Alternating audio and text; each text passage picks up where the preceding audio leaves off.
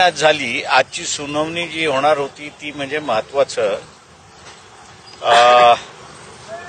एकदा मॅजिस्ट्रेटनी इन्क्वायरी केली कस्टोडियल डेथमध्ये तर त्याच्या पुढच्या काय करायचं या संदर्भात कायदा सायलेंट होता.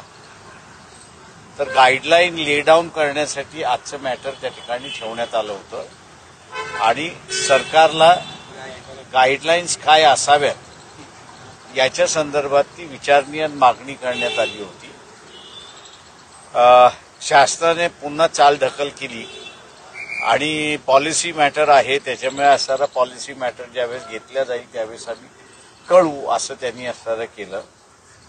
कोर्टाने ते मॅटर सिरियसली घेतलं आणि सिरियसली घेऊन प्रिन्सिपल सेक्रेटरी होम यांना असणारं ॲफिडेव्हिट दाखल करायला सांगितलं. इन पर्सन त्यांनी स्वतःहून दाखल करायचं आहे आणि हे पॉलिसी मॅटरबद्दल तुमचं काय म्हणणं शासनाचं काय म्हणणं आहे त्याच्याबद्दल त्यांनी असणारं विचारणा करण्यात आलेली आहे.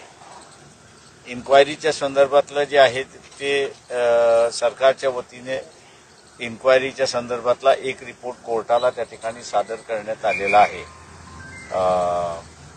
अजून त्या ह्याच्यामध्ये सोमनाथ सूर्यवंशी बरोबर जे अटक होते त्या सगळ्यांची अजून साक्ष झालेली नाही अशी असणारी परिस्थिती. आजची ऑर्डर काय झाली शासनाला काय ते शासनाची आजची ऑर्डर जी झाली ती की प्रिन्सिपल सेक्रेटरी होम यांनी ॲफिडेव्हिट दाखल करायचं की हे पॉलिसी मॅटर जे आहे हे तुम्ही कधी दाखल करताय आणि 3 ऑक्टोबरपर्यंत त्यांना दाखल करायला सांगितलंय आणि 10 ऑक्टोबरला ही मॅटर पुन्हा 2:30 वाजता हिअरिंगसाठी ठेवण्यात आली.